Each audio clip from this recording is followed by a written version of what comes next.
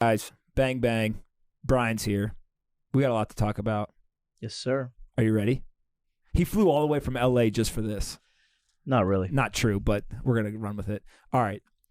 You've done a whole bunch of shit in your life. Let's jump right into Tinder. You are the now known, but at the time somewhat unknown architect of making Tinder the highest grossing app in the fucking app store. Tinder was being used by millions of people, but making $0. Mm-hmm. And it went from that to being used by tens of millions of people and making so much money that it's not fathomable for most entrepreneurs. What happened? Like, what did you guys do? Yeah, well, first is it wasn't all me. It's a great team. Certainly a lot of hard work from a lot of people. I think what's interesting about the Tinder story is sort of we sort of went against every conceivable norm. In what way? At that point in time, dating first was small. The TAM of dating was perceived as something that the mature internet companies wouldn't find interesting. Second, the dating industry was essentially a paywall industry. You would go in, potentially set up a profile, and bang, second a message came through, it would be, pay us. Mm-hmm. We took a very different approach, and we thought of dating as content, as an experience, as entertainment. Mm-hmm. And when you think of something like that, why would you want to put a paywall in front of it? So instead of inventing a better designed way to push someone through the subscription funnel, we said, how do we extend behaviors that we already saw on the platform mm-hmm. and productize them? And so this isn't, right now, I guess this is considered sort of like, a pattern that a lot of people have followed because of obviously the success of the app. But at the time, it didn't feel irrational. It felt like the right thing to do. So instead of, saying, pay us $19 a month, we wanted to introduce you to a super like. We would give you one free, so you'd get a taste of it. You would feel that emotional energy of sending off a super like, or even better, receiving one. And then you would start to make that association of these little subtle superpowers are going to help me have a better overall experience. So what you really did, it sounds like, is you took things that people were already doing. They were used to using the application for liking, swiping, all this kind of stuff. And when you say you extended them, give us some examples of like what those actually look like. So like, what is a super like, and what are some of the other things that you guys did? Yeah, so let's start sort of from the top. People want cheat codes in life, mm-hmm. and this is a gaming industry term. But when you think about Tinder, it really is a game of variable. Absolutely. It's a variable reward game. Swipe, swipe, swipe, match. Oh my gosh, that was amazing. Swipe, swipe, swipe. Hopefully another match. Mm-hmm. So what we wanted to do is really take this idea of variable rewards and then sort of pack them inside of this core experience alongside of also giving people these sort of pseudo cheat codes. So if you think about Tinder Gold, it allows you to see who's right swiped on you. That helps you get to the sort of meat of the application faster. And if you're serious about dating, you're serious about meeting people, you want that edge. Mm-hmm. So instead of creating a system that was very draconian and sort of 1998, we took a lot of things from the gaming industry and a lot of things from a lot of the user behaviors that were already embedded in our application. It's not like we sat down and said, I wonder how we could monetize this. We knew people wanted to stand out. We knew people wanted to go from A to B faster. Yep. We knew what people wanted to understand how to manipulate their experience. So we just gave it to them. And we did it in a very subtle way, but in a way where a lot of people saw these paywalls. And as we all know, conversion is subject to how many times you see a paywall. Mm-hmm. And we didn't do it in a fashion that was super aggressive and like made people mad. It was a way where people saw it as an opportunity on the platform rather than a tax. It almost feels like they don't think of it as a paywall, right? Like if I go to a media site and I get hit with the paywall, it's a fucking paywall because that's exactly right. There's content that I wanted to read, but I almost feel tricked, right? Right. It's like, hey, I clicked on the link and I thought I already had the article. And then bam, I get hit. And so it's like a negative experience because now it's almost like you took it away from me until I give you money. Right. Whereas what you guys did is you presented it and it was like an Easter egg. Like they discovered. Yeah, we think of it internally as an achievement. So you look at this sort of dichotomy between the words of, a paywall or some forced action or an achievement that you can unlock. Everyone wants an achievement. Everyone wants to go a little further in the game. And so I think the other thing that we focused on is like ridiculous simplicity with monetization. Another product that we launched that was extremely successful is called Boost. And Boost just shows you to more people. Very simple concept, not a lot of mental energy that you would need to understand what this does. And it was one tap. Do I know before I get the Boost functionality? Do I know, hey, I'm only being shown to 10% of the people? Like, was it measurable? There's a little user education, but I think what happens is the proof is in the pudding. You get more right swipes, more people like you, and immediately you have this delightful experience, and you look at the delta and you say, well, that was because I purchased Boost. And so when you can tie cause and effect together in a consumer tool, big things happen. Big things happen. Super like Boost. What else? Top picks. I mean, there's tons and tons of different ones, some smaller and some more important than others. But I think like the theme always is simple products. So if you think about even the branding, Tinder Super Like, it's you really like them. Tinder Boost, be exposed to more people. Tinder Gold. It's always positive affirmation. It's always positive. It's always aspirational. And again, this goes back to sort of my product theory about no mind. You don't educate the customer. They have to come to the conclusion about what you're selling them immediately on their own. Why would you spend time doing all these things that people think, oh, this is super smart? Just give them something very simple, digestible, achievable. And most times customers will, you'll be astonished what you can actually achieve. So you, I can't believe I'm about to say this in front of you, but you're probably the best product person I know. Thank you. You have a bunch of these frameworks that you've just implemented over and over and over again in your career. Most people listening to this have no clue what any of this is, right? Or they're coming at, they understand product, but they don't understand kind of your framework. So no mind, for example, explain what that is, because I think that's one of the core things that you believe in that others might not even know what that is. Sure. So we live, all of us, very busy lives. We have our schedules, our routines. We all do certain things. We watch reality television. We scroll mindlessly through Instagram. People are somewhat predictable. And when I talk about no mind, I talk about, I'm sure you've heard of the term the wedge, right? Everyone always talks about what is the wedge of this product or the service, right? What people are really saying is, how do you pierce into someone's attention stream and get them to change a behavior or modify it such that they're using your product or service? Very hard to do, because really, I'm going to say it right here, nobody cares. No one wants your product. No one needs your product. It has to find them. How you find people, first, even above no mind, is ultra simplicity. People are not going to give you attention unless something is very digestible. That means perfect copy. That means really good visual branding. That means an understanding of who the customer is and where they live and being able to get to them in their natural environment.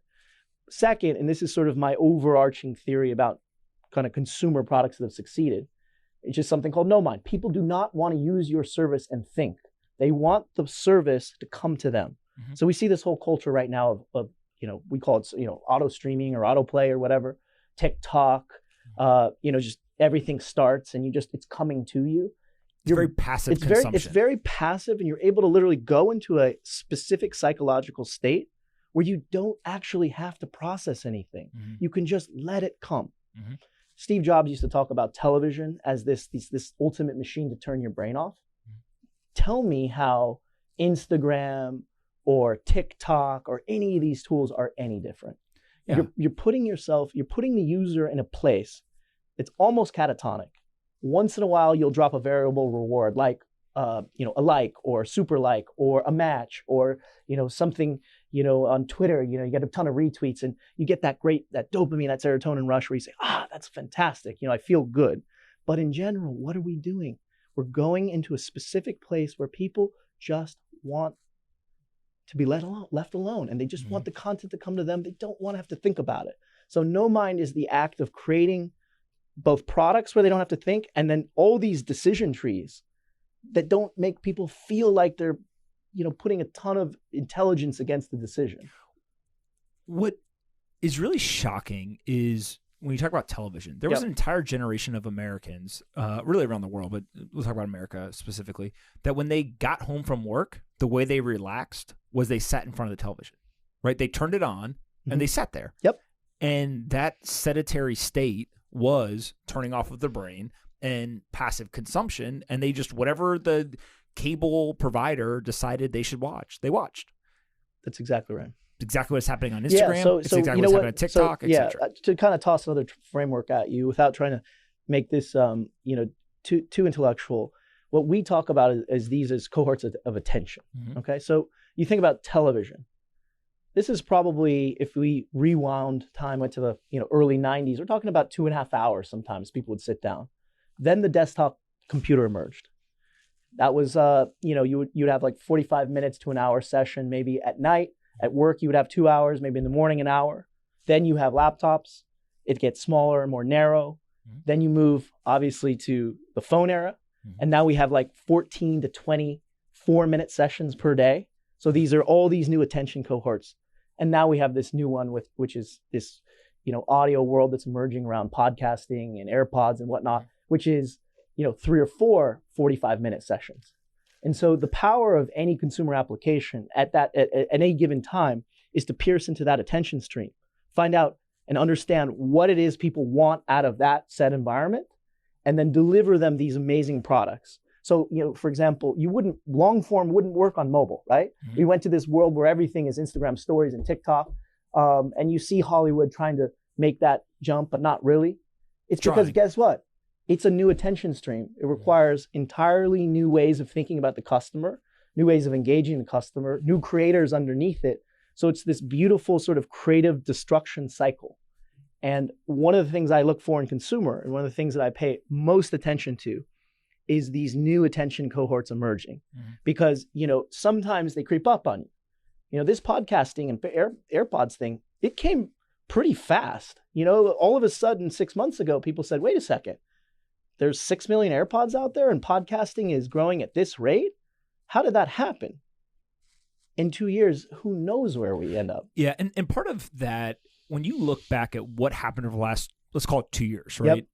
In the podcasting and audio world, there's 2 or really 3 things that stick out in my mind. One is the AirPods actually launched. So people got them in their ear, realized, whoa, this is different. Even though there's just no cord, whole different experience, right? Freedom. Yep. 2 is I actually think on the content creation side, a number of people got woken up when they started to hear numbers like Joe Rogan's podcast, both on the revenue and the viewership side, et cetera. And so it was like, wait a minute, I thought that was this little small thing. This is massive. And then the third thing is actually the content subjects started to prefer it. So if you look around now and you say, whether it's CEOs of companies, entertainers, all these people, they actually are starting to choose to go onto this medium versus the television shows or whatever else. So there's a lot of good stuff there. First, today, voice is not a platform. It's an interface. It could become a platform, but it's an interface. It's a dang good interface. What has to happen for it to transition from an interface to a platform? There has to be much more connectivity on the developer side. There has to be ways in which specific APIs exist for people to hook in. Like there has to be this nexus, this community. Right now, it's still pretty closed. Can't do much with AirPods. Podcasts are locked in these arcane RSS enclosures. I mean, this is still pretty, RSS was invented 20 years ago. So the interesting thing about where we are today is sort of backing up for a second, thinking about audio. Why is audio so great? First, ridiculous amounts of information density. Second, ridiculous amounts of human, what makes us who we are, the intonation, the pitch, all these things that we forget. Like we've been living in this text world, which is incredibly transactional.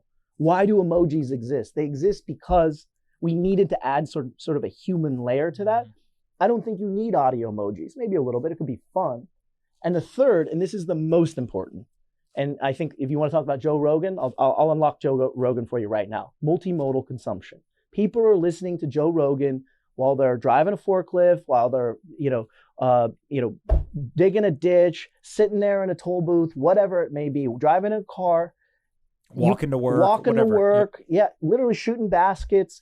You can listen to audio consume audio in a no mind state in a multimodal environment, meaning driving, walking, working out, potentially sitting there on your work laptop, in Excel. And so I think what people forget about audio is how flexible it is.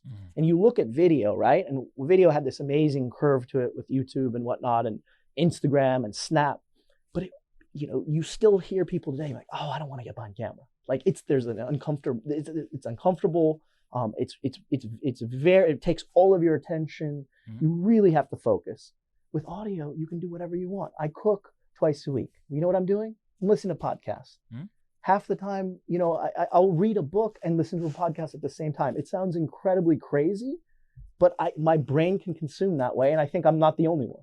So I used to listen to music exclusively when I worked out. I pretty much don't listen to music at all anymore. It's either audiobooks or podcasts, right? And what I think happened, if I try to be somewhat intellectually honest, is audiobooks came first, right? And it was an easier transition to go from, I don't have time to read right now, or I'm moving, I'm doing something, whatever. Let me just have somebody read to me.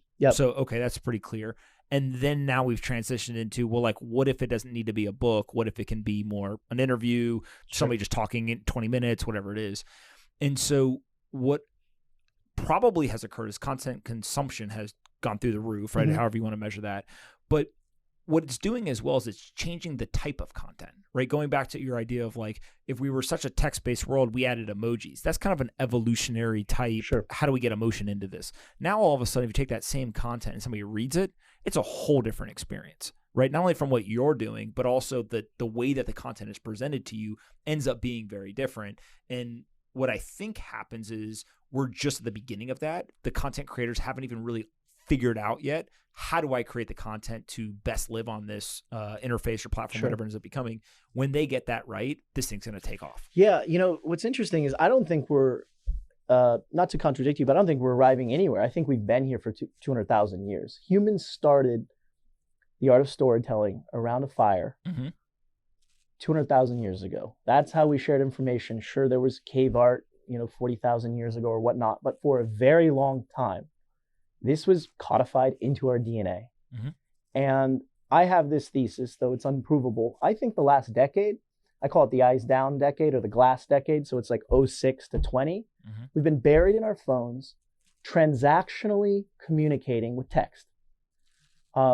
Text is really great at certain things. Grab my keys. Here's the room I'm in. Here's a cell phone number. Really great. But that human emotion, that thing that drives us, that makes us excited and sad and happy, elated, like text is not good at it. It never was good at it. But we've been conditioned for the last 15 years because this is where the tools were at. And now we're sort of unlocking or pulling back the onion again. So again, I don't think this is tradition. I think the technology and the stack underneath it is certainly new. But I think the behavior is absolutely like part of our DNA. When you think about that's where we're at today, walk me through how you analyze the various aspects of audio, right? So there's obviously communication, but then there's just kind of, single player consumption where somebody has created content that I'm consuming. Are there other things in that category, or is it pretty much just I can communicate or I can consume one way? Yeah, there's a lot of striations to this. I mean, let's not forget, outside of texting and photo sharing, probably the most prominent activity on the phone is still calling. So calling is audio. I mean, it's old and it has the ring and the buzz and the address book and all that stuff that's no fun. But audio, it works. It works, and it's still a scale behavior. But I think what we're going to see happen, what's going to emerge is these form factors that fit into people's lives in different ways. For example, I love your podcast. I find it interesting. I'm not going to listen to your podcast when I have 20 minutes. This is 2 hours on a Saturday or Sunday, throw my AirPods in, take a walk around the block. I know I have that window. But there are other times in the day, say I wake up, where, I may want something choppier, faster. Give me, some 5 minutes. Yeah, some burst of information. And I think we can't sort of negate the fact that how we connect with humans mostly is through talking. So there's going to be something really important bidirectional there as well. And so audio is going to find its form factor in all these different cohorts of attention. And I think the thing that's also most interesting is the impact of hearables cannot be denied. I mean, you talk a lot about the creation side, like Joe Rogan, Sam Harris. There's a bunch of people producing incredible content outside the media machine. Mm-hmm. But now talk, like, sort of back up for a second and just look at this is like a kaleidoscope of opportunity. There's so many different places to basically create products and services where people can do it on their time. Talk a little bit more about the hearables. Like, what do you mean by that? So the hearables, I think hearables are really fascinating. When Apple launched AirPods around 2.5 years ago, they were universally panned. Shows you what consensus, what consensus knows. I think it's safe to say I've studied Apple pretty aggressively for the last 10 years, almost every day. I think this is probably the second best product they've ever launched. There were people that thought that the watch was potentially more important to, the overall business, but I think AirPods are now in that pantheon of right behind the iPhone. And when I think about hearables, and I'm using AirPod as a proxy, but there's plenty of competitors, what you have is this amazing world where the computing is inside you, and a lot of people bet on the computing being on your face. And what we've learned about items and hardware on your face is that a lot of people don't like that. Yeah. You're talking about like glasses. Like helmets, heads-up displays, all that sort of stuff that things that are visually literally blocking. Occludes your vision. Yep.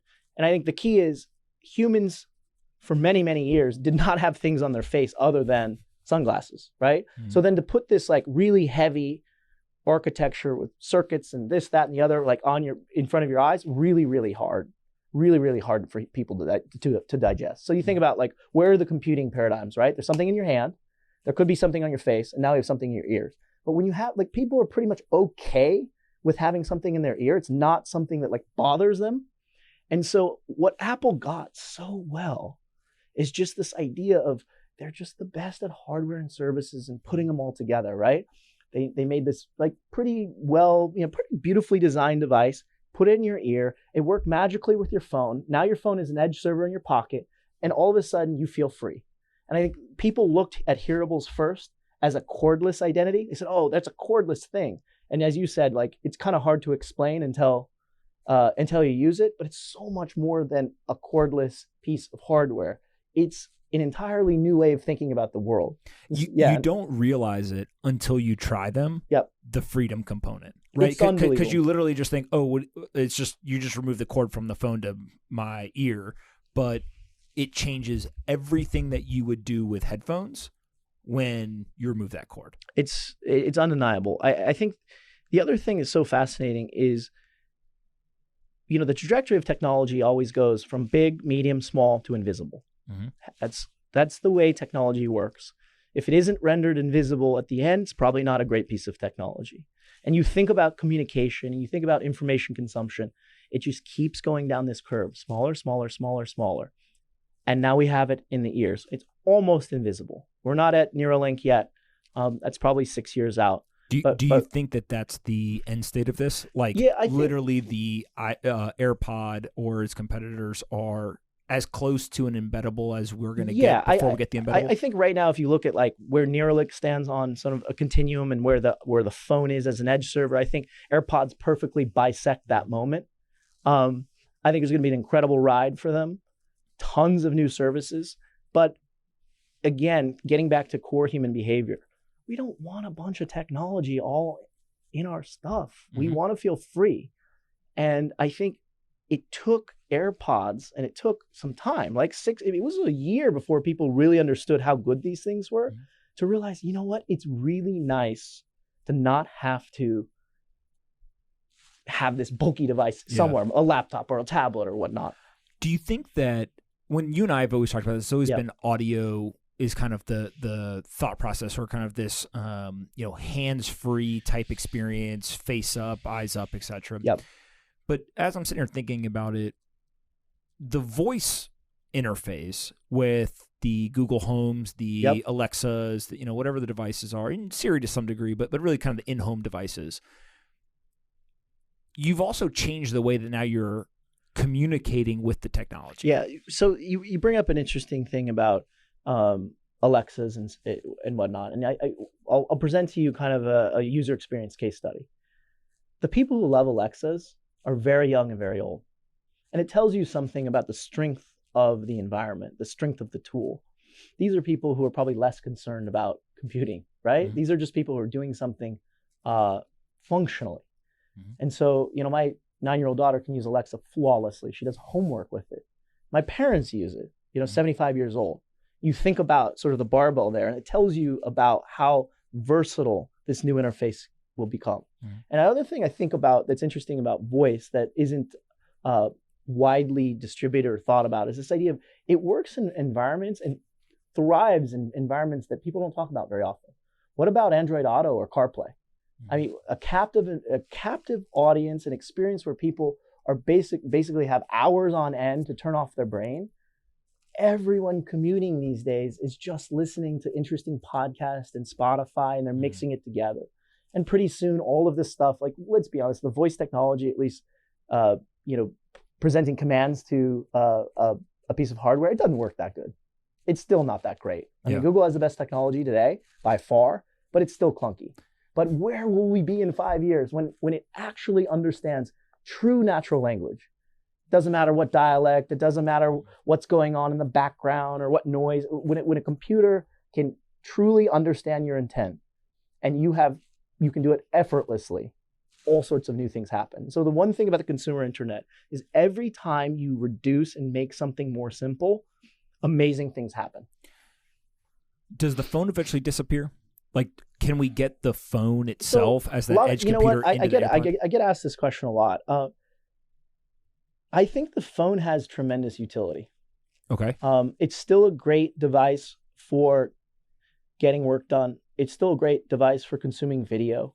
And until we have a new display, a true display, I think the phone is here to stay. But I think it's a beautiful complement. It's like peanut butter and jelly. I believe the phone will fade away, much like sort of the actual, much like the phone did to like the laptop or the tablet. Like, I mean, there's a joke around Silicon Valley about like running your business off a cell phone. Like, I don't want to touch a laptop. Mm-hmm. Do I think you could run a business off your AirPods? Probably not. Mm-hmm. Not in the foreseeable future. But I think it just diminishes that attention window on bigger devices like the phone. But I've been saying all along, think of the phone again as an edge server. Mm-hmm. It's this powerful device in your pocket, can do lots of things, can do a lot of compute, but it mostly stays in your pocket. Yeah. One other device that I'm really fascinated by, and I think it kind of intersects with a lot of these voice and audio, et cetera, and visual, is things like Mirror, right? These kind of in-home gyms that there's the entertainment component, there's a functional component of I'm actually working out, but I can see something that isn't actually real, right? In terms of it's not a real trainer, human standing there telling me, but there's this kind of virtual person that's working with me. And I have a very unique relationship with it, right? Because it's almost like a coach, right? Or a boss telling me to do something and I do it. And so I'm somewhat, I work for the machine to some degree. How do you think about that in this world of kind of more passive consumption and the technology really kind of, again, going big to small to invisible? Mm-hmm. How does that work? Well, if you think about it, what the Mirror is just miniaturizing is that workout facility where, 40 people are riding on a bike. This is back to the thesis again of it getting small and potentially invisible at some point. So it's taking this, a class environment and making you feel like, you're doing it even though it's really single player. So it fits thematically along that same line. And I think the interesting thing is we've been blessed in the last 15 years with really bringing production quality up. Like, you don't need a Hollywood studio to do this stuff again. So if you think about sort of the value chain of the product, everything's getting better. The hardware is better. It actually looks like a real mirror. It doesn't look like some crappy device, in the corner. The video fidelity is unbelievable. It's, at some point it'd be all 4K. It looks like it was shot on the Warner Brothers lot. The audio, the speakers are great. Like, every piece, it's the cumulative effect of all of these technologies, obviously networked underneath it, that then create this experience that could never have existed. And I've heard a lot of stories about Peloton. I'm not an investor. I don't have one, but I think it's a really cool device. And I heard people at the early days saying, like, it was such a hard leap to think like a tablet on a bike with a service and video was going to work. And he had to presumably make like 6 things connect. And he did. But look what happened. It's like this magical experience where you feel like you're actually in one of these boot camps or a class, but you're doing it outside, or you're doing it in your garage or your bedroom. It's amazing. Yeah. So there's a big difference between building hardware products, software products, and then combining them. On the software side, how do you think about kind of product design in today's world, right? So in 10, 15 years ago, kind of pre-iPhone, longer attention spans, all kinds of different components to society and the way that we interact with technology. Today looks a lot different. Kind of how do you walk through as you're building a product? Here's the things to pay attention to. Here's how to actually design the product to be successful. Well, I think there's a lot more cultural landmarks now. People understand the true talent of like a Tony Fadell, a Johnny Ive, Yves Bahar. Like these are people that like normal people within the industry respect and admire. So there is a totem pole, if you will, and you can look up and say, look, that person designed the Nest. Wow, that's amazing. Good design is always going to be scarce. And it's a function of many, many, many different things. There's an aesthetic discipline. There's people who understand weight and size. They understand how to work with certain materials. There are interface designers, graphic designers, user experience designers. Like there's all sorts of stuff. But I'll say the bar now is through the roof. Design even 10 years ago couldn't hold a candle to what is today. And even 20 years ago, someone posted the other day on Twitter, the loading animation where the paper was going into like this little like the bin or whatever. The little bin, and they Danny Trin called it the greatest animation on the internet. It was like that was at one point high design, and so design is accelerating. People are getting better, but it's multidiscipline now. There isn't like one way to say like, oh, like it really requires a really in totality, someone who has an unbelievable aesthetic sense. And that will never, ever, ever be a commodity. How do you balance kind of a design-driven world where human intuition, human decision-making is really important? And my words, not yours, but you kind of almost have to feel what the right thing to build is. How do you balance that with this world of like data-driven, iterative development where, hey, we're going to run a bunch of tests and then the computer's going to tell us the answer and let's make this change, this change, this change? Right. So there is no right answer to this. It depends on the DNA of the organization and the people, the composition of the people. So if you look at, for example, Snap, Pinterest, Apple, you're talking about high design, like people who literally the founders of Snap designers. I mean, this is something that they hold very, very true to themselves. Same thing with Pinterest. So I think it starts at the top and it's a tone. When you come from a design org, you know it. When you come from a multivariant product sort of is this massive math problem organization, you know it. And each, being that type of org for Google was an incredible competitive advantage when they were trying to test all the different ways of doing auctions, because that was the type of skill set you needed. But then fast forward and you look at like the Snap era, that's much more of a painter with an easel and some, beautiful watercolors. Everything there is basically just a tapestry of creativity. It's people trying stuff. And, I don't think there's a right or a wrong, but I certainly know what side I'm on. Yeah. And you've started to do a lot more investing. When you are looking at these early stage teams, do you look for kind of this founder product fit, right? Like do you try to tease this out? Is this more of a data driven versus a design driven? And this is the type of problem they're going after, and there's a certain approach that is the right thing? I don't ask explicit questions about it, but all I need to know is if I look at their materials, and I look at the web page, and I speak to the founder for 5 minutes, I can tell. And so this is not something where it's sort of pass fail. It's the composition of all the different artifacts that they share with me where I make my investment decision. If I see something extremely beautiful, I know what type of team this is. Also, on the other side, if they say, oh, we really need a designer, can you help us find a designer or this great product person? I know exactly what they're not. So it does factor in, and I feel like I get lucky when I find a great design sort of first startup. If there is any out there, please hit me up. I feel like I get lucky when I find them, but it's not something you encounter every day. Why do you feel like you get lucky? Well, first is like when you have the eye, you can identify it. And so it's because it's not everyone. It's just a function of seeing a lot of deals. Mm-hmm. And I'll say this, the design bar and the overall product experience bar has gotten better and better and better. Mm-hmm. I mean, some of these SaaS websites are beautiful. I mean, this is, like 7-8 years ago, it wasn't that way. I mean, like 1999 Yahoo sites. I mean, I'm on this, I'm Stripe or Clearbit or any of these sites, and I'm looking at them. I'm like, these are pieces of art. Mm-hmm. Going back to Tinder, Mm-hmm. How much iteration and data kind of testing did you guys do versus, a lot of the design product thinking that you were talking about earlier? We got better at testing later in the history of the startup. A lot of it first was purely intuitive. Really? Yeah. The founders of Tinder were Sean, and he just had this innate feel for what made sense. Mm-hmm. It was almost just, again, it's the know it when you see it kind of vibe.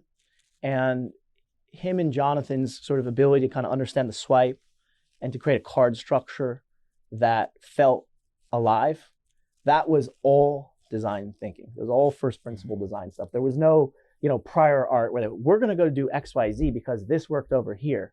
It was purely intuitive. But again, good design allows you to go into a no mind experience. It allows you to go into this almost transcendental state. And when you go into that state, what are you doing? You're giving your time, you're giving your attention. Mm-hmm. And it's this kind of like whole virtuous loop where if you can do that over a protracted period of time and keep people happy, for weeks, months, sometimes years, you develop something, a franchise that, lasts for decades. Yeah. Talk to me about kind of all the work with AngelList and Spearhead. You've been spending a lot of time on that. Yep. What's going on there? So, AngelList has always been at the absolute cutting edge of venture capital, and that's why I was an angel investor and a board member now.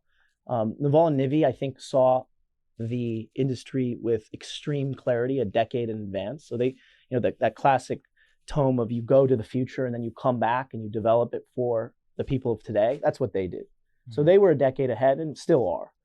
And I think fundamentally venture capital, it's been around, roughly speaking, since the 1960s, has not seen a lot of innovation. But things are really starting to accelerate right now. Mm-hmm. And if you think about the impact of Y Combinator, and you think about the impact of AngelList and the sheer volume of capital flowing into startups, it's a whole new world. Right now there's about 600 unicorns on the book. And I believe someone said to me, and don't quote me on this, but it was 7-8 years ago, there was like 35. How many private companies are going to be worth $1 billion in 2030? More than 600. More than 600. And so fundamentally reshaping venture capital to be more entrepreneur centric is like been my goal always. Mm-hmm. The first person I ever met in the Valley that was an investor was Ron Conway. And if anyone knows anything about Ron Conway, it was entrepreneur first. Mm-hmm. And that's old school. I don't know if everyone believes in that anymore, but I sure do. Mm-hmm.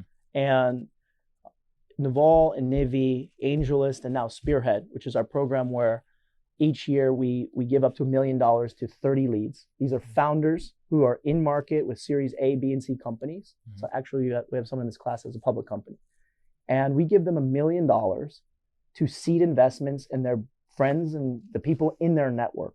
Mm-hmm. Like the best proxy for success in venture capital is find someone who knows what they're doing and to distribute money to 5 of their friends. Mm-hmm. Now, sometimes that's hard to do because people are in and out of jobs and, maybe they're locked in or they got handcuffs or maybe they're going to Bali for 2 years and deciding to find some peace. Or Tulum. Or yeah. Iceland, right? Whatever other place. Pick your place. So the thesis here is that we wanted to create a frictionless environment with Spearhead to enable founders on the ground to fund the most interesting people and projects at the very early stage. And is the thought process that those people being funded, mm-hmm. right? So whoever you give the $1 million to that lead, whoever they end up funding, those individuals would go to other founders first and have a different type of conversation than going to investors? Founders on the ground want to deal with other founders.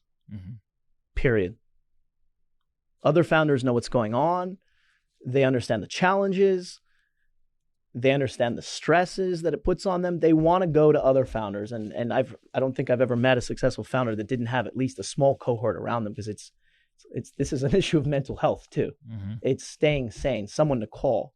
So why shouldn't that person also be able to identify key talent in market or soon to be in market? It could be even pre-cap table. We have this idea now where we want to fund people within our lead structure where their best friend might not be ready to leave his job. Here's $50K to leave your job. That's not even a joke. That's something that we're actively pursuing. So pre-cap table investing fascinates me. Yeah.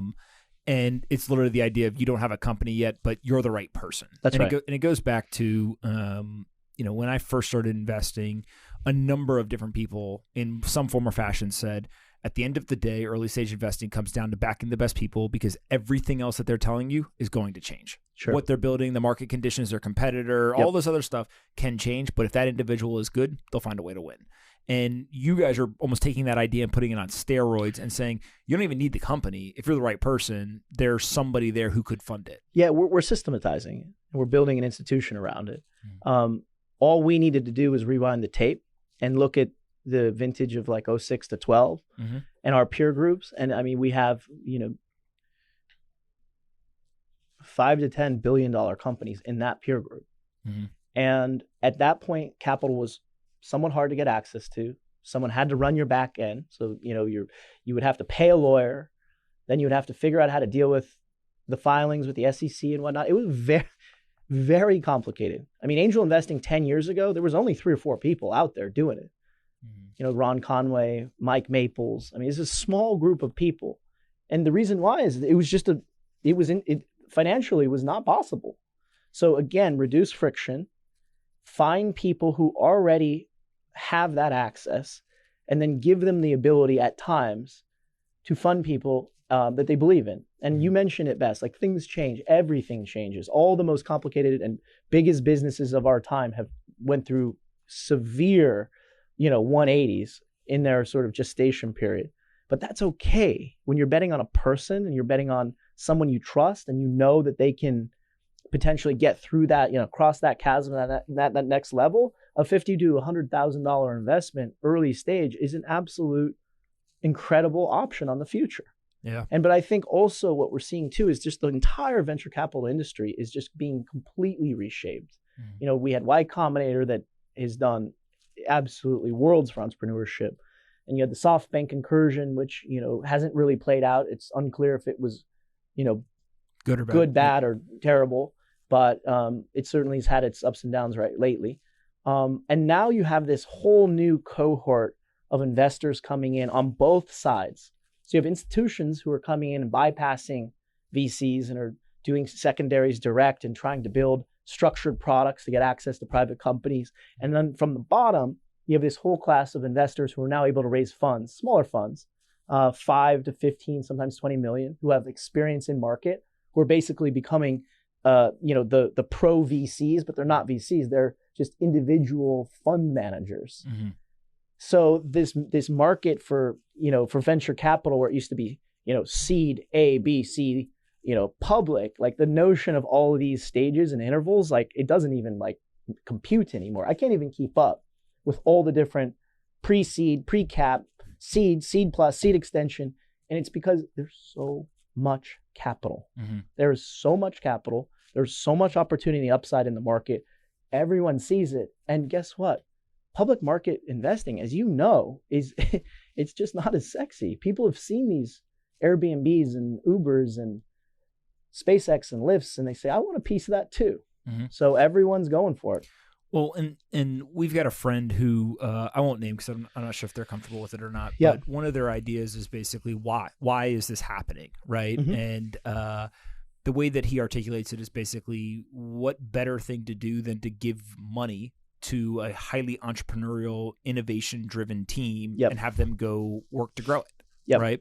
And that same sentiment from kind of a venture type investor is echoed in a lot of the data that we see in large institutions, right? Sure. So if you look at whether it's the Dietrich Foundation in Pittsburgh, Yale, et cetera, they have very high level of allocation percentages in their portfolio to private alternative investing, right? Sure. Whether it's traditional private equity, venture capital, et cetera.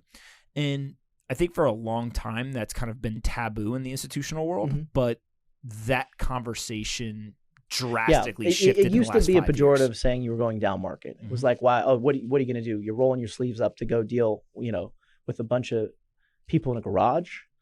But that all changed with the last decade. And I think, let's be honest, this is just the pursuit of yield. Everyone's going after yield. The public markets, it's even in this bull, it's still really hard to come by, very concentrated. So if you think about sort of asset allocation theory and you're being smart about it, of course you're going to go down market.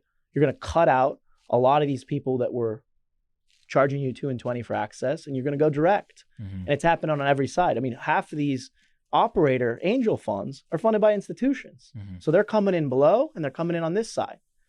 What's your take on kind of this idea? There's been a couple of people who have recently said, look, the venture capital institutions are, the very top ones will always be around and kind of continue to thrive. But the next wave of really good investors are actually going to be where founders want to take money from the individual rather than the institution. Yeah, Like, I think it's already happening. I mean, like you look at the compounded success of a Sequoia or Excel or a Benchmark. I mean, they're not going anywhere, and it's an incredible brand, and it means a lot.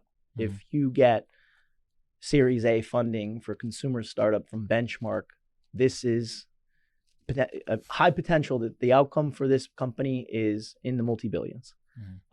So agree with the first part of your thesis. Second part is, this is back to no mind, human nature. You're in a startup, you're working hard. Do you want to take money from someone who has no idea and they're just basically, kind of like an institutional money manager that plays golf at 4:00 and doesn't understand or empathize with you? Or do you want to take money from someone who just did it, who just scaled, or, was the lead growth at blank, or has a incredible eye for customer acquisition and can tell you everything about customer acquisition on this platform or that platform? Of course you're going to go to someone who gets you. And those people just weren't there because of all of the issues associated with raising funds, but now they are.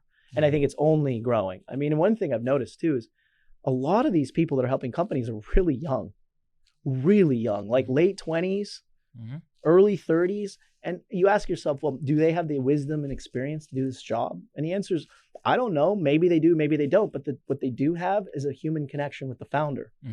Well, and I think actually what I've seen is a lot of those people not only have the connection with the founder, they actually have experience. Now, whether it's good experience or not, can they translate, kind of give good advice? That's different. But many of those people, like I'm 31, and I literally ran one of the growth teams at Facebook for one of the biggest products, right? And so when you think about that, there's 100 people like me that were at Facebook, Uber, Pinterest, Airbnb. You just go down the line, all of them. And so again, doesn't mean they're going to give good advice, but the fact that those large companies, whether they were small and then grew or they were large, let those types of people who were younger and had less experience in those roles, it's almost like they've accelerated that that kind of flywheel, right? In terms of, well, if you have the experience, then you start to invest. If you start to invest and it goes well, you continue to invest more, you share your advice, etc. And that's been the secret of Silicon Valley for a really, really long time. That's the ethos of the Valley. And so it's, again, productized, institutionalized. And I think, in a broader perspective, capital is always looking for yield and always looking for talent. Anything that gets in the way of yield and talent is a problem. And the wall used to be 20 feet high. Maybe it's 4 feet high. Soon enough, if sort of the vision of AngelList is realized, it's just, you're going to put a deal on the platform. It'll be funded with all high quality individuals that you love immediately. You'll say if they get their pro rata rights or not. The money will be wired in 72 hours and you're going to be in business. And, listen, I'm not sure if we need a purely digitized world. That's not what I'm trying to point out as a future vision. It's just the idea of accelerating talent towards a vision and getting rid of all of these draconian, arcane rituals of going in and pitching and spending 2 or 3 months and having people pull term sheets and put them back. Super distracting for super founders. Distracting. And the best entrepreneurs also oftentimes aren't the best at that endeavor. And so you think about how many great companies have been missed because the founder wasn't that person. Or I'll flip it on you. Not only the ones that were missed, how many companies got funded because the founder was good at that game and not good at building the company? Right. That number's probably bigger because people have really kind of understood now how the game's played. It's one of my favorite things I've read recently is Paul Graham wrote this piece, Learn to Unlearn. And in it, he's talking about in school, everyone's told, we're going to go through class. At the end, there's a test. That test, if you want to study for it, doesn't rely on you reading like the best books on American history, right? And getting the actual knowledge, and then you get a good grade. The test is reliant on, did you read the notes that the teacher gave you, right? And those may be good notes, bad notes, might be the right information, might not be, but that's how you pass the test. And so when people go into Y Combinator, what he sees is people basically ask, okay, the test is fundraising, right? Because I have to fundraise to be successful. Give me the answer to the test. How do I fundraise? And he's like, look, I could sit there and I could tell you, okay, go to 20, companies or funds. Here's the deck structure. Like, here's all the little, quote unquote cheat codes to doing this. He goes, but actually the right answer is build something that people want. And if you build something people want, they'll be throwing money at you. And well, that's the reductionist answer. But now the tools are in place. I mean, we haven't even begun to scratch the surface of like how it's so much easier to build a high quality startup than it was 10 years ago. Why do you believe that? There's everything from, AWS to all of the amazing collaborative tools that we have. I mean, just the ability to ship daily and use a product daily and get feedback and understand what customers want. Like it used to be, you had to build something and then you would launch and you would do a commercial launch with an agency. You would hope and pray that anyone cared. Like it's the opposite of what people are doing today because everything has been streamlined. There's software for deploying, there's software for testing, there's all these great design environments where you can actually look and feel and touch, and everything can be, you can actually put something in your hand that isn't even code and say like, how would this feel if this worked? It's just, we're advancing. We're advancing as a civilization. The technology is getting better, faster, cheaper, more invisible. And that's why 600 unicorns will be a laughable idea in 10 years. Laughable. What happens in this idea of these private companies? There's so much capital right now. They're staying longer in the private markets, et cetera. They're not going to the public markets. Is that a function of just kind of late cycle type behavior and that kind of self-corrects itself? Or is that an actual trend that you think persists over the next couple of decades? All bets are off because this is all really tied to the macro environment. So the window's open when the stock market is doing well. As we know, though, the stock market and public equity investors started to pay a lot of attention during this WeWork phase, because instead of wanting to buy pure growth, they started to think about the viability of the business. So that was some sort of texture in the market that couldn't have been predicted. So I think this is all kind of somewhat like trying to predict the weather in May. Who knows? We know right now that people value good businesses like they always did, but they really value good businesses. And if it's purely a growth story, you're going to pay a discount. Yeah. The Airbnb situation, Bill Gurley was just highlighting it. And we're very small investors through an SPV there, but they were doing fantastic. They were profitable. The unit economics looked great, kind of growth looked great, et cetera. They didn't kind of hit that window, right? And what he was basically pointing out is they just reported some numbers that aren't horrible, but they're not great, right? And he's like, look, you get a WeWork situation, you get, numbers change, and all of a sudden that window closes really quickly or becomes less attractive. And I think what he was highlighting was kind of this idea of these markets don't stay in the same form factor forever. No, it's totally dynamic. And I think one of the other things about staying private for a long time is the rules of the public companies, like how people think about public companies, get imposed on you, right? And so they're staying private to try to improve their numbers, improve their margins, get their unit economics in place, get their growth numbers at that level where everyone, it can feel consistent quarter over quarter. But guess what? Just the rules changed.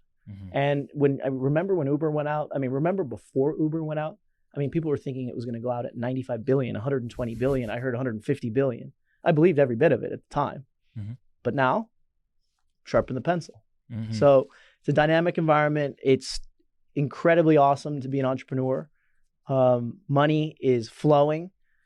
Access is flowing. People are incredibly excited to be on the ground floor. And if you're an entrepreneur doing great things, I mean, I want to hear from you, because I've never seen anything like what's happening right now. I don't know if it's sustainable. Nothing is. But the velocity of companies, the quality of companies, and just the sheer variance. I mean, it used to be there was consumer and software, or consumer and enterprise and a little hardware. And that was kind of like the world. Mm-hmm. There's a mismatch of everything now. Now there's companies like Notion where it's not even clear whether it's a consumer company or an enterprise company. It's like this incredible Cambrian moment in this startup cycle. Certainly it's not going to last forever. Price is not going to last forever. But right now is an incredible time. But the one thing is, if you're starting a company, it's great to get a good price and get into your round and start building your company. But it doesn't matter. It's going to take 10 years anyway. You live in LA. Mm-hmm. There's a lot of magic in Silicon Valley. Yep. Why are you in LA? Well, I used to live in Silicon Valley and still kind of think of it as my second home. LA is just creative. It's interesting. I like the beach. I like to surf. So there's other things in my life besides technology. But I think the LA ecosystem is really blossoming. I've never compared it to Silicon Valley, and I never liked the term Silicon Beach because it makes an immediate inference happen. I don't like that. LA is its own thing. It has incredibly creative people. Elon's doing his thing down there. Peter Thiel's doing his thing down there. Like, we really are in this like new phase. Mm-hmm. And I can tell you that for about 120 years, the studio system reigned supreme in Hollywood. It was all studio system, actors, producers, people who, helped on set. And it feels like in the last 5 years, it's just evaporated. And why? I think the technology business came in and there was winners. You have Snap, you have Tinder, again, SpaceX. And I think, again, you look for sort of these cultural idols, right? It's like, if Snap did it there, we can do it there. And so you get this new kind of class, not only aspirationally, but you get it off kind of the edges of the company, because the great engineer leaves, the great designer leaves. And so we're now starting to see, you talk about the flywheel, is the flywheel effect happen in LA, which is people who've been successful, maybe not the founders, are now spinning off to do their own thing. I think the other trend that's kind of interesting to point out is a lot of amazing people from San Francisco are migrating to LA. I mean, I think it's a quality of life situation, it's a cost of living situation, and it's just purely a different place. It's different and cool. But you get a ton of that intelligentsia down. And we used to have this whole debate, the debate about Silicon Valley and LA, and Silicon Valley was so far ahead. And like, you know what? I don't even think I've heard anything like that for the last 12 months. It just doesn't matter anymore. Yeah. Do you think that that's not just an LA thing? Do you think it's more of a kind of macro? I totally believe it's a macro trend, but I think the proximity makes LA just that much, closer to that Silicon Valley hive mind thing. And I see a lot more of the dynamics and ethos in the Valley starting to merge in the LA, where there's like people who just want to help out. That was a weird thing in LA 15 years ago. Why does this person want to help? But that was something that would happen in Palo Alto or Soma or whatnot. So you see that.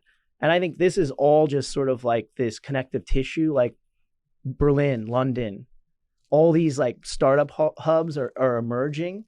And it just takes a couple of successful companies. And, look, we have YouTube and we have Twitter and we have all these amazing tools now where everyone feels like they're getting information at the same exact time. Whereas before, the Valley had just a monopoly on information. And I mean, I don't know what I don't know. So I'm sure the Valley does still have things that nobody knows. But those secrets are dwindling. Yeah.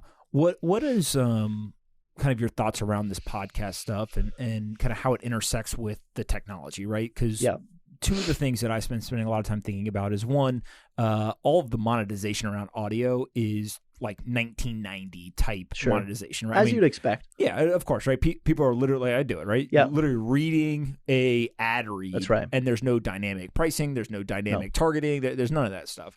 So that's one. And then two is also the distribution of a lot of this has not kept up with the multimodal, the hearables. There's a lot of innovation going on there, but the actual distribution platforms themselves, Spotify's probably out in front of a lot of people, but everyone else seems to be pretty stagnant. What's kind of your thoughts there? Yeah, so a couple different things to point out. The first is monetization tools always lag scale. So scale happens before monetization. If it doesn't, there's something really, really weird about the market. And that's almost never happens. Maybe we'll see the day in the future in crypto when it's all integrated and it happens at that same exact moment, the promise of, tokenizing everything and it being like this is a unity. But that's not how consumers work for the last 30 years.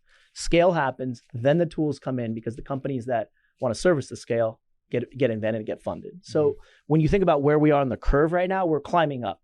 I mean, podcasting is still niche. Still small. It's still small. Exactly. If you look at it in comparison to terrestrial radio, it's a lot smaller, but it's climbing. And you see the moves that Spotify's making. And I think you have to think about the distribution for a second and how it exists. So first, everything has been basically an oligopoly between Google and our friends over at Apple, right? But now you have Spotify. So you got three companies that are kind of competing for attention, and that, the best place to be is obviously the wrapper, the house, right? The company that can serve it up and then ask you if you want the ads. That's what everyone's trying. Everyone wants that systems level control. I'm not sure if that will change so much because there's still creators know that they need to go through Apple. They know that, literally you have to go to Spotify. You're like, how many hundreds of thousands of users, not losers, sorry. That was not a Freudian slip. How many hundreds of thousands of users would you lose? But I think what happens as this technology matures and as this form factor matures, people are going to find new ways to sort of sharpen the blade. So we think of podcasting right now as this sort of like bi-directional, we're sitting in front of a mic or maybe it's Zoom. That's what podcasting means right now. Just like blogging meant something in 2004, it was movable type or typepad. It meant like you sat in front of an editor. And all of a sudden, Twitter comes. And what's Twitter? Is Twitter microblogging? I don't know. The name almost doesn't even matter. It doesn't matter. But what I'm telling you is that when there's people excited about a form factor, incredible electric things happen on the edges that you can't predict. And so right now we're doing something, like I said, RSS was invented by Dave Weiner and Adam Curry in 20 years ago. So 20 years ago, they've been working on this. They really weren't working on it that much lately, but back in the day. So it's 20 years old. Now we're at this inflection point where people like Sam Harris, Joe Rogan are scaling, right? But we're still so early on that curve.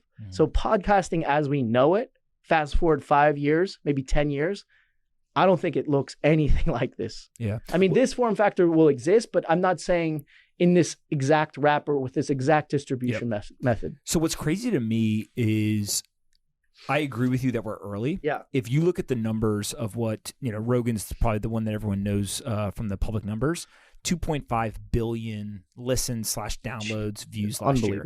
And so if you look at many of his episodes just on YouTube, 1 million, 2 million, 3 million views per video, that would put him as the most popular television show on a nightly basis, right?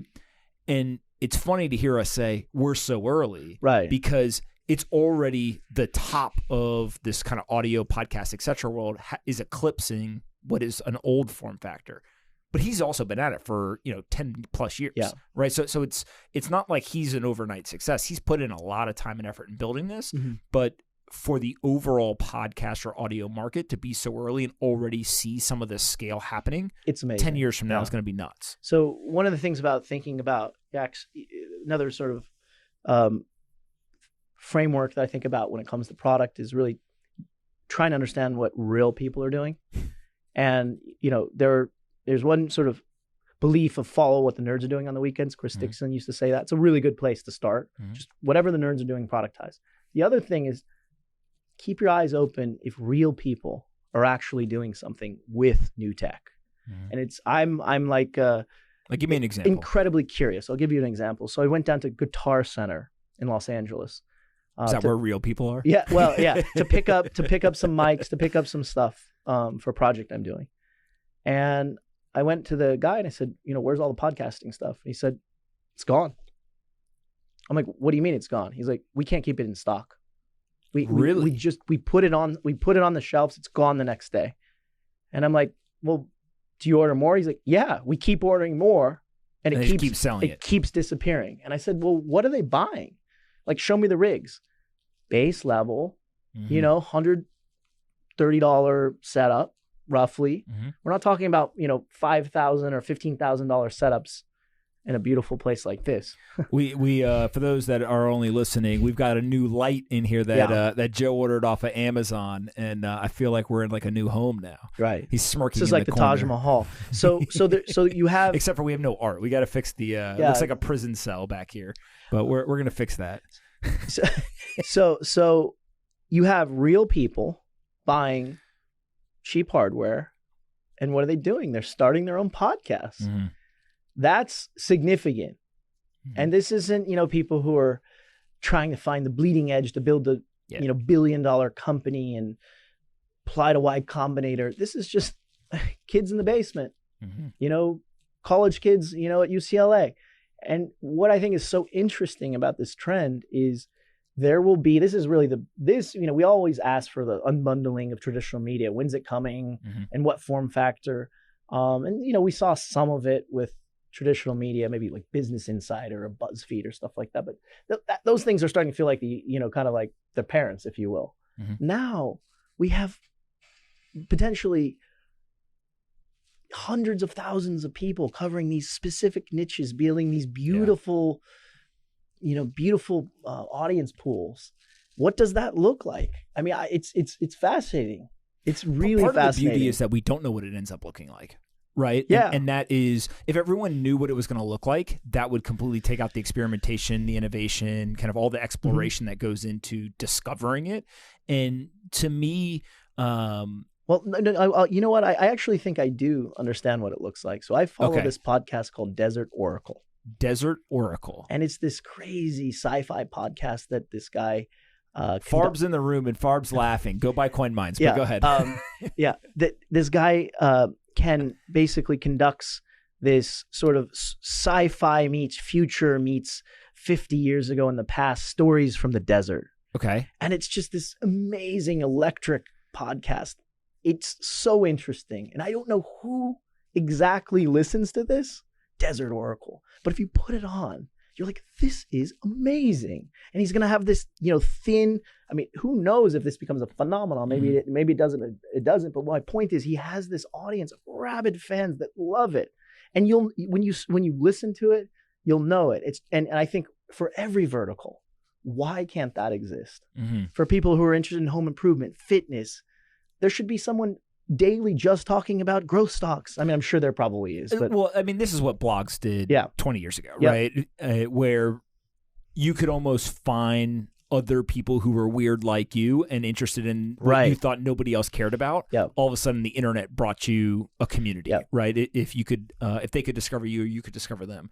What you're talking about is now you can do that again in a new form factor, and actually, this one's much more intimate. Right, sure, because there's a voice in your head. Right. This is yet another piece, sort of bullet in my framework was everyone wants to be a part of something, no matter how narrow. Mm-hmm. Everyone wants to be part of something. For some people, it's PTA. For some people, it's it's part of their identity. Yeah. For the Desert Oracle crowd, it's like weird desert sci-fi. Mm-hmm. There are people like you out there. And someone will satisfy you with amazing content because of podcasting. Yeah. And the other thing of this, too, is we haven't even seen yet, like, the quote-unquote greats enter into this yet. Yeah. Like, when Disney comes, what the fuck are they going to do? Yeah. So maybe I'm a little less optimistic about that. Why? With every new creative landscape comes a new set of creators that displace what we knew as sort of, the best of the best. So, obviously there's the YouTubers on one side and now we have the TikTokers, right? And I'm not sure if podcasting wants Larry King. We have Larry King right now, and his name is Joe Rogan. And there'll be someone else, and there'll be a Mike Wallace, and there'll be an Oprah Winfrey, and maybe they already exist. But my point is, I think, I'm not sure if like the Disney model of high production value matters here. The axis that matters here is an authentic, honest voice and someone that gets at the truth and someone that builds a community. And I'm not sure that Disney is any better than you. So there's this guy, Matthew Ball, who used to be the head of strategy at Amazon Studios. And I read a piece that he wrote recently. And one of the things that he brought up that I thought was really interesting, he said, look, these studios, especially like the movie studios, have created movies. Then they've started to try to take the movies and turn them into TV shows or pair video games with them, etc. And basically, it's the multi-platform approach to IP. How do they basically get this out? And so the one thing that to me, Disney would be really, really well positioned to do, but I don't have enough insight into how they work to know how they do it. But imagine if your kids could watch Mickey Mouse, they could play their games, they get stuffed animals, etc. And then they could have somebody with the Mickey Mouse voice cover stories, news, whatever, right? You almost take the character and put it into this environment. Because I agree with you that just taking the Mickey Mouse movie and saying, hey, I'm just going to rip the audio and put it on a podcast, nobody cares. But if you can start to almost personalize or humanize the characters in a different way, they're the only ones who have the IP. Yeah, no, I don't think it's, I wouldn't deny that they're capable of doing tremendous things. But I think, again, each new medium has a form factor. It has strengths and has weaknesses. What are audio's weaknesses? Well, you can't scan it. It's sometimes hard to get through. It can be long. Can't click. Yeah, it's hard to click. We have speech to text, but like no one really wants to read a transcript. Like that's not what audio is for. So audio has its own little areas that we'll call them needs to improve, right? But what audio is so good at, this emotional connection, this feeling of being in this room together, Disney will find a way to make this just yet another platform extension. It will fit into their entire offering, their entire portfolio. They'll have the app that does this and the game that does that and the stuffed animal, and the podcast piece will be right over here. And I think, though, my belief is the people who do the most amazing, emergent, cool new things are going to be people like you experimenting on the edges. And you showed me something a few minutes ago, which I thought, like, I'd never even seen that before, that mix of Naval's. So there's a guy, Akira the Don, who has created, he calls them meaning waves, which is basically mixing or overlaying audio with kind of psychedelic music is how I would describe it. And so it's not a song, but it's not a podcast. Right. It's that kind of mix of somebody talking with music underlying it. I mean, it's crazy. It's crazy. I mean, I heard, like, someone pitched me the other day about they were just going to create essentially a near real-time podcast of like everything that's happening in their pursuit of whatever creative endeavor they're doing, like documenting the entire thing, but bringing the audience in, and he's going to do video with it as well. And I thought to myself, Justin TV style. Kind of like Justin TV meets podcasting, and all that. And I was like, that's crazy. I've never seen that before, but I want to see it. So it's a wild world. Did you watch there's a new documentary on Netflix called The Pharmacist? I have not. So long story short, guy has a son. He's a pharmacist. He's got a son. His son gets killed trying to buy drugs in the lower Ninth Ward in New Orleans. He then realizes, hey, the police aren't going to solve this. He goes on this crusade, ends up being able to solve the case. Guy goes to jail. And then he doesn't stop and realizes, oh, wait a second, there's an opioid epidemic happening. He finds the doctor who's writing all the prescriptions. Like, it's this whole thing, right? So it's got kind of like a serial type like storyline to it. But what is absolutely nuts, I mean, this happened, I want to say like in the 2000s. He had an audio recorder. And he did what you're talking about. He recorded conversations on the phone. He would just be out walking and be like, I'm starting to think that, blah, blah, whatever. And some of it sounded like he was note-taking a little bit, but also like it was almost like emotional therapy. He didn't have anyone else to talk to. Well, what they were able to do was get at this massive file of audio content he had created, 10, 15 years ago, and then they overlay Wow. it now with imagery, and it's incredible. Yeah, I mean, I it's see that. literally like somebody in real time telling Yeah. the story, and I'd never seen it before, like that style. But it's really, really fucking powerful. Awesome. Yeah, it sounds great. I mean, this is probably just like a tiny little microcosm of what's going to happen. Yeah. Any areas that you're excited about right now in tech that maybe people aren't thinking about? You know, I'm a generalist, so I look at a lot of different stuff. I don't have a particular vertical right now because I'm kind of I do a lot of investing, a lot. I haven't seen tons of consumer stuff. I've done a few things here and there. I've been doing a lot of fintech investing, but as we know, the fintech window seems to be kind of closing. Feels like there was an incredible period of innovation starting with Robinhood, and you know that seems to sort of be dwindling. So I'm mostly entrepreneur first. I look for interesting people. If we want to call them oddballs, we can. I don't know if that's okay, but I like people who march to their own drumbeat. And so nonconformist, attacking big markets, good science, good product background. Maybe they don't have both at the same time, but I really look for people thinking independently, because as we know, that is really hard to do today. It is incredibly easy to fall into that conformist trap, and you think you're unique and you think your thing is different, but you realize you're just like everybody else. And Absolutely. so I think the key variable is I want individuals who see the world differently and who are not afraid to dedicate, 5-10 years of their life to pursuing that vision. And so, we say this all the time, like, what if we could find, even 5 of those people a year? Wouldn't that be amazing? It's hard.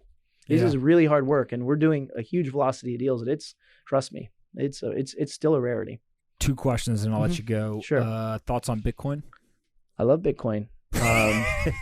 What an answer. Yeah, I love Bitcoin. I love Bitcoin I think of Bitcoin as a product. I don't think of it purely as a technology. I love the built-in scarcity.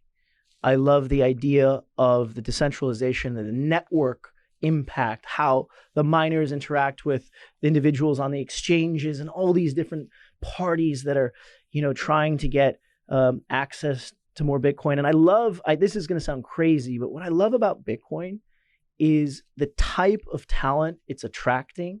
Mm-hmm. For 20 years, I've seen different waves, the SaaS wave, the consumer wave. Whenever I start to see really smart young developers paying attention and voting with their time and their money to build products and services, I pay attention. Yeah. And so, though there's a lot of uncertainty about Bitcoin, if you think about how much, debt there is in the world today, I think last it was $17 trillion in sovereign debt. I look at Bitcoin as this like amazing financial instrument, but like underneath it as a product, it's just so fascinating to me. I mean, especially like the built-in scarcity is one of the most interesting things I've seen happen in tech in forever. And I've read Satoshi's papers. I spent a lot of time thinking about the space, and all I can say is whoever invented Bitcoin was they weren't for they were for 50 years in the future. It's just it's amazing to me. So anyone who's built these technology products at scale, when they understand Bitcoin in kind of its totality, most people walk away and just say it's beautifully designed. It's right, like the complexity that goes into a network like this, between the difficulty adjustment and kind of the early seeding, the founder stepping away. I mean, just all these different components is amazing. It's poetry. Yeah, it's not technology. It's poetry. It's one of the most interesting things that I think has happened. And I'm the reason I'm so optimistic, and it's actually really simple. It's completely reductionist. I'm optimistic about Bitcoin because young people are optimistic about Bitcoin. They trust it. That's all that matters. That is all. This is all that matters. One of my favorite memes I've seen on the internet recently, I saw one of these stats. I don't know, let's say it's $17 trillion. And it basically said the world has $17 trillion worth of debt. And the guy said, who the hell does the world owe? Right? Like, you kind of step back and say, wait a minute, how do we all owe each other money? Right? Very complicated set of incentives. Aliens. Believer or non-believer? Big believer. Why? I've read a lot about the subject. I want to believe because I'm. Well, you hit us with Desert Oracle. Yeah, so. I'm a believer in it because I'm fascinated by the propagation of technology from the 1960s forward. So I don't necessarily know whether or not the aliens came with fiber optics and semiconductors and heads-up displays and oxygen devices and all these things. So there's a few good books. There's one about Roswell. I can't remember the title. I'll have to put that in the show notes. He's a podcaster, man. He knows about the show notes. Yeah. Okay. But I'm fascinated by aliens more so about the potential of what could be, and less so about this conspiratorial side of the whole puzzle. And it's also something to captivate your imagination, because when you're in technology, you want to believe anything is possible. Yeah. And so I've always been extremely interested, and I love Ancient Aliens, the show. I mean, listen, what do you believe? Well, I definitely believe. Yeah. So one of the Ancient Alien researchers came on the podcast, and not Eric Von Donigan. No, Bruce Fenton. Oh, okay. So he had, I don't know, 60-70% of it was very science-based. Hey, there was this change at this time and all that kind of stuff. He went a little off the rails, in my opinion, in terms of there was a crash with a spaceship and, that whole thing. But one thing he said to me just seared in my brain, which was every human has two questions. Are we here alone? And what happens when I die? Because at some point, every single person will ask those two questions in their lifetime. And what that leads to is Joe's brother, actually, Alex, we were talking one day, and he says to me, probably the most important discovery we as a civilization could make is that there's aliens, right? Or some sort of intelligent life. That's fundamental. If you think of anything else, like it would change, cure cancer, do all this kind of stuff. Changed our entire disposition on Earth. It pales, anything else pales in comparison to getting 100% scientific confirmation that there is other intelligence out there. And I don't think that people usually position it that way, right? You kind of talk about the conspiracy side of it. A lot of people like to focus on that. But when that's also falling into this trap of people can research that, and they believe it's knowable, and if they're a good enough internet sleuth, internet sleuth, they're going to be the ones that crack the code. Tom DeLonge, the Blink 182 guy, right? Tom DeLonge, I mean, he's putting a lot of time and effort into that. And there's the Tic Tac video that they say is being released because of some of his research. So I mean, listen, I find it fascinating, if not an interesting way to go no mind. So I love it. You get to ask me one question to end this thing. What question you got for me? Okay. He doesn't know that's coming. Yeah, I didn't know that was coming. What do you think is going to be the first practical use case of BTC outside of a store of value? So I have two answers to this. The first is, well, it's actually public now, so I can talk about it. There's a company called Zap that the founder, Jack Mallers, and his team has built the ability for me to send you US dollars across the Lightning Network. So I send you $20, you receive $20. We know nothing about Bitcoin. We know nothing about Lightning Network. We know nothing. Just fiat to fiat. On the Lightning rails. What he's built is the cheapest and fastest way for anyone in the world to send money to each other. So that doesn't sound like a big deal to an everyday person. It's a big deal. When you think about Visa, Cash App, Venmo, having the cheapest and fastest way to send money around the world is like the holy grail. Sure. Right? And the way that he does it is very nuanced and very technically kind of savvy, etc. But the reason why I bring that up as one of the answers is because it reminds us that there's a difference between Bitcoin, the asset, right? I think of that as like lowercase b Bitcoin, versus Bitcoin, the network, the capital B Bitcoin. Whoever named those two didn't do such a hot job in terms of deciphering the difference. But we always talk about the asset. What can you hold? The store of value, right? And all that kind of stuff. But if you think of the payment rails itself, it's a fundamental leap forward in technology when you have a decentralized payment rail that's actually faster and cheaper than the centralized world, Sure. right? And it's no different than any other technological evolution in other industries, et cetera. Mm-hmm. The only difference here is we can't point to somebody and say, you built it, right? Or Sure. you own it, right? And to me, that use case is almost never spoken about in terms of the rails, Sure. but sending fiat currencies, et cetera, across. So I think that's one that will kind of surprise people, and Jack's doing a great job there. The other is actually country-to-country trade transactions. And what I mean by that is... I don't know anything about that. So like... It's happened, I think there's been 2 of them so far. Argentina, I believe, has been involved in both of them. So Argentina traded, I think it was with Turkey. It was very small, $7,000, $10,000, whatever it was. They bought some pesticides from Turkey. Mm-hmm. Well, if Turkey's lira is being screwed around with, devalued, hyperinflation, whatever's going on, and I, as Argentina, don't trust you as Turkey's currency, well, you also don't trust me because same things happen to my currency. Right. We opt into something that we both transparently can see that neither one of us controls, that we can audit and know is verifiable. So that's who's been doing all the mining. Well, so that was one transaction. Yeah. Another transaction, I believe Argentina and Peru, and it was a little bigger, $100,000 or something. Uh-huh.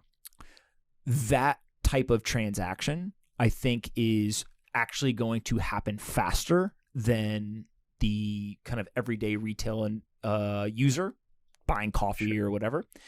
And the reason is, to buy coffee with Bitcoin today, for you and I, the dollar works great, right? In most places in the world. There are some places where the dollar doesn't work very well or hyperinflation is occurring, et cetera. But when you get into the geopolitical game theory of like, I don't trust you, you don't trust me, but we need to still conduct trade, that whole world feels really unexplored right now. Mm-hmm. And you're starting to see like really, it's not just Argentina, right? You're seeing Russia and China, and a lot of these people start talking about getting off the dollar system, et cetera. Mm-hmm. What I don't know is like, is it a one big country does it, everyone follows immediately? Or is it kind of one of these like slowly, and then kind of all at once? I don't know how it plays out, but to me, again, that's an inflection point in the use of Bitcoin where you're now taking it from like speculative medium of exchange to like, dude, there's countries doing this and they're doing it for something that's not just monetary value. It's actually a security or a confidence type thing. I have one last question. Your last guest was Jeff Lewis, right? Yes. Who has better hair, Farbood Nivi, the CEO of CoinMine, or Jeff Lewis? Man, this is a hard question. So we're going to have to do some sort of overlay in the background at some point. We should. I'm going to say that they both are the best in a different way, and here's why. Ready? Oh, my. This is called hold on. Phoning it in. No. Here you go. I'm going to make an accusation that I think Jeff Lewis puts product in his hair and Farbood does not. So you get 2 different answers of product or no product. I really hope that we can impose some sort of visual where we'll let the user in front of the camera just so we can decide. see this ridiculous. Thank you, Pomp. Listen, where can people find you on the internet? If you're hold on. I've never done this before. Thank you. If you're a founder, Brian is probably the best investor in terms of literally pre-cap table investing. There is nobody that I know who can, 1, be more helpful to you in terms of product, 2, what I'll just call the game of building a company early, so all the things that aren't around product, and 3, the people he knows and the people who he knows who respect his opinion. So if you're building something, you should absolutely go talk to him. Now, when you get all of those DMs and emails, you're going to yell at me because you're not going to want to answer them all. Yeah. But I genuinely mean that. Thank you. That was I think it's important. Very kind of you. Best way to follow me is on Twitter, twitter.com/Brian Norgard, BrianNorgard. That's it? No email? No. You should give me your cell phone number. Well, I want to enjoy my quarter. All right, man. Thanks so much. We'll do it again.